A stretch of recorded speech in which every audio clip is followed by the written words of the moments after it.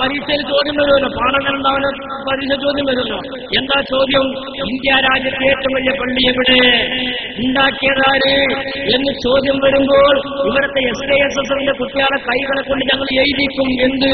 കാന്തപുരം മേറ്റി അബൂബക്കർ മുസ്ലിയാർ ഉത്തര paper ഞങ്ങൾ എഴുതിക്കണം. അയാളെ പറയട്ടെ, അത് വിട്ടോണ്ട് പറയാൻ. പള്ളി കയറിയ ശേഷം 100 കൊല്ലം കഴിയുമ്പോ നിങ്ങളുടെ പേരക്കുട്ടികളുടെ കൈകളെ കൊണ്ട് പരീക്ഷ പേപ്പറിൽ ചോദ്യം, ഇന്ത്യ രാജ്യത്തെ ഏറ്റവും വലിയ പള്ളി ഉണ്ടാക്കിയ ആളാരാണ്? ആ ചോദ്യം വരുമ്പോൾ നിങ്ങളെ കൈകളെ കൊണ്ട് കാന്തപുരം ഒച്ചമുണ്ടാക്കണ്ട. അല്ല, അന്നങ്ങനെ ചോദ്യം വന്നാൽ ഞങ്ങൾ എഴുതിക്കോളാണ്. ഞങ്ങളിവിടെ പല ഞങ്ങൾക്ക് എഴുതുന്നുണ്ടല്ലോ. അങ്ങനെ കഷ്ടകാലം ചോദ്യം വന്നു നോക്കിക്കൊണ്ട് ഞങ്ങൾ എഴുതിക്കോളാം. നിങ്ങൾ ആദിമ പിതാവ് ആരാന്ന് ചോദിക്കുന്ന ചോദ്യം വരുന്നില്ല. ഡാർവിന്റെ പരിണാമ സിദ്ധാന്തം സ്കൂളൊന്നും പഠിപ്പിക്കുന്നില്ല. ഡാർവിന്റെ പരിണാമ സിദ്ധാന്തം ഹിസ്റ്ററിയിൽ ഇന്നും കുട്ടികളെ പഠിപ്പിക്കേണ്ട സ്കൂളിലെ അധ്യാപകന്മാർ. നമ്മുടെ അച്ഛൻ കുരങ്ങനായിരുന്നു. കുരങ്ങന്റെ ആദ്യം ഭാരം മുറിഞ്ഞു പോകുന്നതിന് രോമത്തിന് നീളം കൂടി, തലക്ക് വലിപ്പം കൂടി, മണ്ടക്ക് വണ്ണം കൂടി, അവിടെ മനുഷ്യനുണ്ടായി. ഇതാണ് ഡാർവിന്റെ പരിണാമ സിദ്ധാന്തം. അപ്പൊ കുട്ടികൾ ചോദിക്കാണ് പഠിപ്പിക്കുന്ന മാസോട്, അല്ല അച്ഛൻ കുരങ്ങനെയെന്ന് വെച്ചാൽ മുണ്ട കണ്ടുകിട്ടു. കാരണം ഈ പഠിപ്പിക്കണ മാസ്റ്റർ വിശ്വാസമില്ല, പഠിക്കുന്ന കുട്ടികൾക്ക് വിശ്വാസമില്ല. പിന്നത് മാർക്കിട്ടാൻ വേണ്ടി പഠിപ്പിക്കുന്ന നമ്മൾ ചെയ്യണം. അപ്പൊ ഏതാണ് പരീക്ഷകൾ ചോദ്യം, നിങ്ങൾ ആദിമ മനുഷ്യനാരാണ്? കുരങ്ങനീളം അല്ലെങ്കിൽ മാർക്കിട്ടില്ല. അവൾ ആദ്യം നബി നീതി വട്ടപൂജല്ലേ നിൽക്കുക. അപ്പൊ കട്ടക്കാലത്തിന് നമ്മൾ എന്ത് ചെയ്യും? ആ മനുഷ്യന്റെ ആദിമ പിതാവാരാണെന്ന് ചോദിച്ചാൽ കുരങ്ങൻ എഴുതണ്ടേ? ഇതേമാതിരി ഇങ്ങനെ ചോദ്യം വന്നാൽ നമ്മൾ എഴുതേണ്ടി വന്നാൽ എഴുതേണ്ടതൊക്കെ പറഞ്ഞു.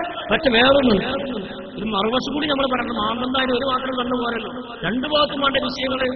നേരെ മറിച്ച് റസൂലുള്ളാഹിയാണ് മുടിയാണെന്ന് പറഞ്ഞ് കള്ളമുടി കൊണ്ടുവന്ന മുടിയുടെ പേരിൽ കോടികൾ പിരിച്ച് പള്ളി ഉണ്ടാക്കുമെന്ന് പറഞ്ഞ് റസൂലുള്ളാഹി തങ്ങളുടെ മേൽ ബന്ധനം നടത്തിയിട്ട് ആ പള്ളി ഉണ്ടാകാതെ കാന്തപുരം നേത്തി അബൂബക്കർ മുസ്ലിയാർ മരിച്ചുപോയാൽ ഇവിടെ ചോദ്യം വരും.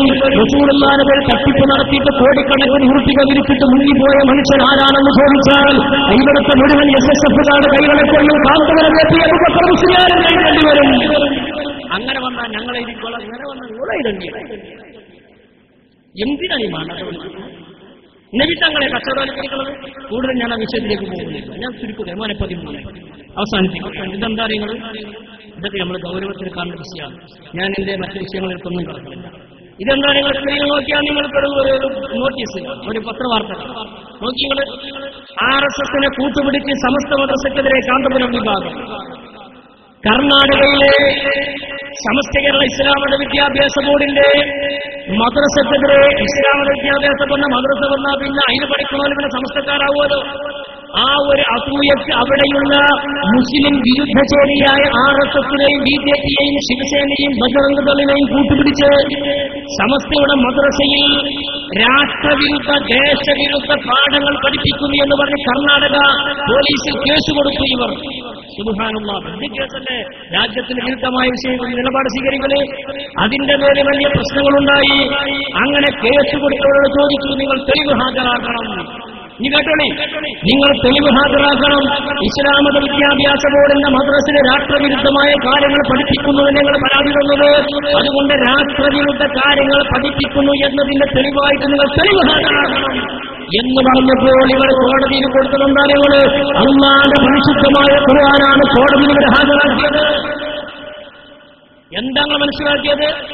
അല്ലാഹുവിന്റെ പരിശുദ്ധമായ ഖുർആനാണ് ഇവരെ മദ്രസകളിൽ ഭീകരവാദം പഠിപ്പിക്കുന്നു, തീവ്രവാദം പഠിപ്പിക്കുന്നു, രാഷ്ട്രവിരുദ്ധ കാര്യങ്ങൾ പഠിപ്പിക്കുന്നു എന്നതിന്റെ തെളിവ് ഹാജരാക്കാൻ പറഞ്ഞപ്പോൾ വിശുദ്ധ ഖുർആൻ കോടതിയിൽ ഹാജരാക്കിയവരാണിവർ.